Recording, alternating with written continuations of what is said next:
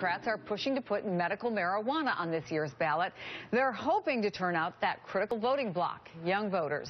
Beth Fooey is a senior editor at MSNBC.com. McKay Coppins is the political editor at BuzzFeed. Good to see both of you.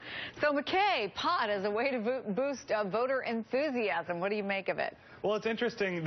We've obviously seen a lot of momentum on this issue in recent years, but I'm not sure it'll work as cleanly as Democrats think it might, because as we've seen over the past year or two, the coalition around pot legalization is not exclusively on the left, right?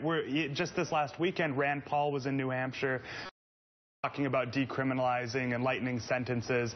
So we see a lot of libertarians as well who feel very passionately about this issue. So in states where you see a hard left liberal versus a Tea Party Republican, you might actually drive some libertarians to go vote for the Tea Party candidate as well. But it does point to the enthusiasm gap that Democrats are worried about. And if you look at the percentage of the vote President Obama received in 2012 and his approval rating in last month's NBC Wall Street Journal poll, among single women, there was a 19% drop-off, 15% in African Americans, 22% among Hispanic Americans, 15% drop-off among young voters. Beth, so what do Democrats then do if it's not pot? Yeah, that's the real problem. It's exactly what you described. The Obama coalition, which is single women, minority voters, young people.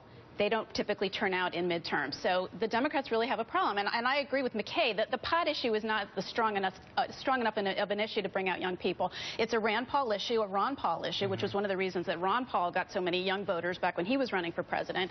And it's medical marijuana. It's not really a decriminalization in Florida. I mean, medical marijuana is for sick people, and I don't think young people necessarily identify with that. There are also some social issues where the Democrats would love to target women. Again, we've heard the phrase war on women. But, McKay, you wrote about the Freedom Summit this weekend with the Republicans in New Hampshire. Some of the presidential candidates staying away from using words like abortion, staying away from talking about some of these social issues.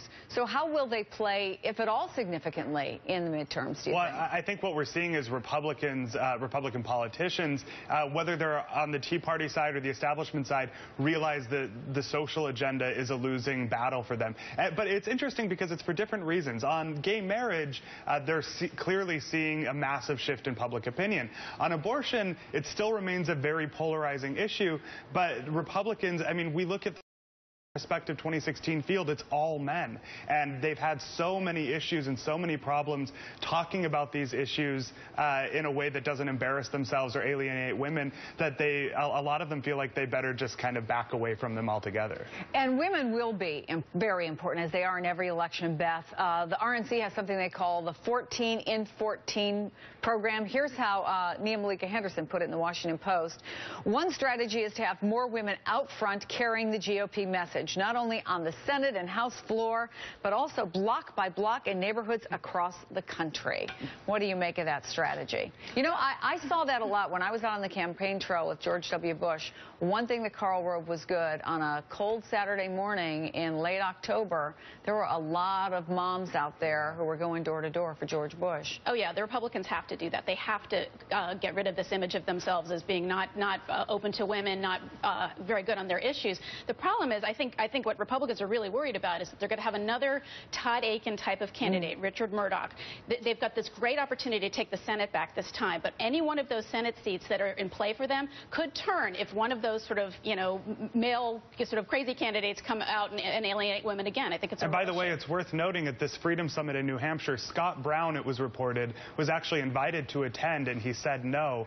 And a lot of people think it's probably because he was worried that Mike Huckabee or Ted Cruz, one of these candidates, would say something that alienated moderate Republicans and moderates in New Hampshire, and he didn't want to be associated with it. You remember last time Mike Huckabee gave a prominent speech at the Republican National Committee winter meeting, he talked about Uncle Sugar and women's libidos. Yeah. It was obviously not a great moment for the Republican Party, and so you see a lot of moderates like Scott Brown kind of hanging back and hoping they don't have to get associated with us. Well, Beth, that's a good point, isn't it? Because if someone does make one of these statements that is sort of off the reservation, it has the potential not just to taint that particular candidate, but to bring that back to the larger Republican Party. Exactly. It wouldn't just necessarily affect that one race in, let's say, Georgia or North Carolina. It would just remind women voters across the country, oh yeah, this is the party that produces these kind of candidates. This is secretly their mission, is to marginalize and minimize women. It could have a national impact. Look, every election is a base election, but how much does the Democratic Party have to close this gap? For example, McKay, to hold on to the Senate. Oh, I mean, it's absolutely crucial, particularly in a midterm election. 2010 was the one moment in the last several years where Republicans felt emboldened and victorious, and it was because midterm elections generally skew older, whiter, and to more Republican. If Democrats are going to hold the Senate, make any ground up in the House, they're going to have to motivate liberals. And I understand marijuana is one issue. They're going to have to probably come up with something else. Yeah, McKay, Beth, great conversation. Thanks you both for coming in.